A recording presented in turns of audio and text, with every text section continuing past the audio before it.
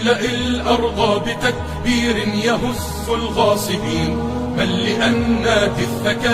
फातह बैतुल मुक़द्दस साहबा रसूल खलीफा दोगुम अमीरुल मोमिनीन फातह कैसर और किसरा फारूक आज़म सैयदना उमर इब्न अल खत्ताब रज़ी अल्लाह ताला अन्हु जो 22 लाख मुनव्वा मील का इलाका फतह करने के बाद भी मस्जिद में झाड़ू दे रहे हैं, जिनके सिर्फ नाम से रोम और फारिस की सल्तनत खौफ खाती हो, जिनकी खिलाफत में पहली बार मुसलमानों ने बैतुल मुक़द्दस फतह किया, जिनकी हुकूमत में Iran, Iraq, Armenia, Syria, Yemen, Oman, Arab, फिलिस्तीन, मिस्र आता हो, और वो रातों में गलियों में गश्त लगा रहे हैं, अपने कंधे पर राशन का बोरा कर घूम रहे हैं कि अगर मेरी सल्तनत में कोई भूखा सो गया तो सवाल मुझसे होगा। आज की शानदार वीडियो में हम लोग हजरत उमर के ही बारे में जानेंगे, उनकी तारीख को पढ़ेंगे। तो चलिए शुरू करते हैं। दोस्तों, हज़रत उमर हज़रत हमज़ा की तरह अरब के जाने माने जंगजू थे।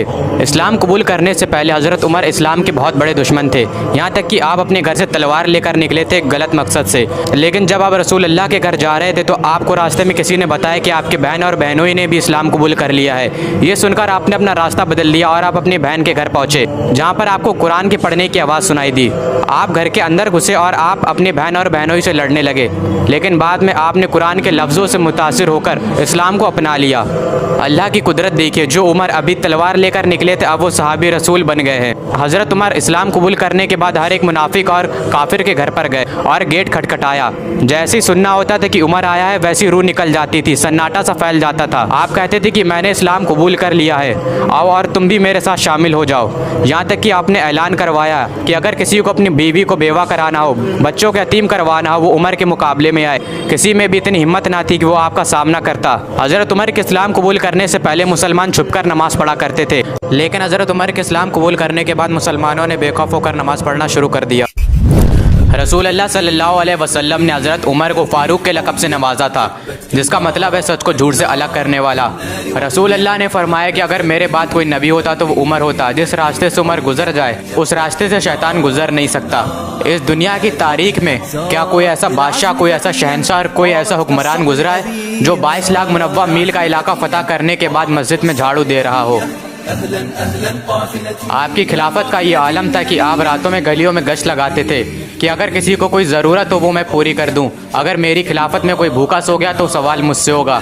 एक बार आप एक घर के सामने से गुजर रहे थे तो आपने उस घर से रोते हुए बच्चों की आवाज़ सुनी। जब आपने उनकी माँ से पूछा तो उन्होंने बताया कि ये बच्चे भूख से रो रहे हैं। तो आप आवाम के गोदाम में गए, वहाँ पर हज़रत उमर ने अनाज का बोरा अपने पीठ पर रखा और फिर उन बच्चों के घर पर आए और अपने हाथ से उन्हें खाना बनाकर खिलाया। काफिरों ने कहा कि अगर एक उमर और होता तो पूरी दुनिया में इस्लाम फैल जाता। मेरे नबी ने कहा कि अगर मेरे बाद कोई नबी होता तो वो उमर होता। इतनी अजीम हस्ती हज़रत उमर रज़ी अल्लाह ताला अन्हु, जिनकी सल्तनत इस्लाम के फैलने के ज़रिए से बनी।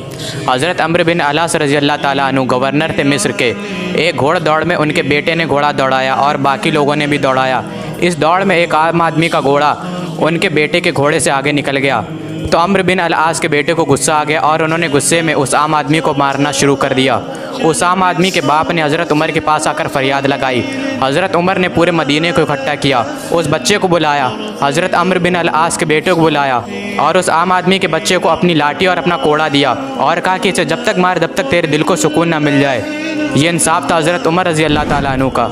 हज़रत उमर की खिलाफत के दौर में मुसलमानों को यमन से माने गनीमत में कपड़े मिले थे और जब हज़रत उमर खुतबा देने के लिए मस्जिद में आए तो हज़रत सलमान फ़ारसी रज़ी अल्लाह ताला अन्हु खड़े हुए और कहने लगे कि जो हमें माले गनीमत में कपड़े मिले थे उससे किसी भी मुसलमान का कुर्ता नहीं बना है और आप तो वैसे भी इतने लंबे हैं तो आपका कुर्ता कैसे बन गया? तो हज़रत उमर ने अपने बेटे हज़रत अब्दुल्ला बिन उमर रज़ी अल्लाह ताला अन्हु को खड़ा किया और उन्होंने बताया कि मेरे पास इतना कपड़ा नहीं था कि जिससे मेरा भी कुर्ता बने और अब्बा का भी कुर्ता बने, इसलिए मैंने अपने हिस्से का कपड़ा अपने अब्बा को दे दिया। ये थी उस वक्त की खिलाफत। आज हम कहते हैं कि आज हमें बोलने का हक है और वहाँ पर जरा सी चीज़ पर बोलने का हक था। ये दौर आलम था खिलाफत का, हज़रत उमर की खिलाफत के दौर का। हज़रत अबू उबैदा इब्न ज़रा रज़ी अल्लाह ताला अन्हु, हज़रत खालिद बिन वलीद, हज़रत साद इब्न अबी वक्कास रज़ी अल्लाह ताला अन्हु, ये सब बड़े बड़े कमांडर हज़रत उमर की खिलाफत के वक्त के दौर के ही थे। हज़रत उमर की खिलाफत के दौर में ही सबसे पहले मुसलमानों ने बैतुल मुक़द्दस को फतह किया था।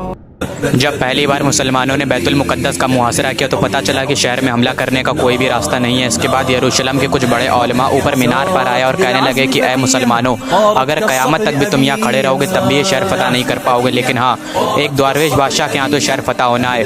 हज़रत अबू उबैदा इब्न ज़रअ रज़ी अल्लाह ताला अन्हु जो कि फ़ौज के कमांडर थे, उनका जहन गया कि दरवेश बादशाह तो मदीने में है। हज़रत उमर रज़ी अल्लाह ताला अन्हु, क्योंकि ये वक्त हज़रत उमर की खिलाफत का था, हज़रत अबू उबैदा ने एक ख़त हज़रत उमर की तरफ रवाना कर दिया।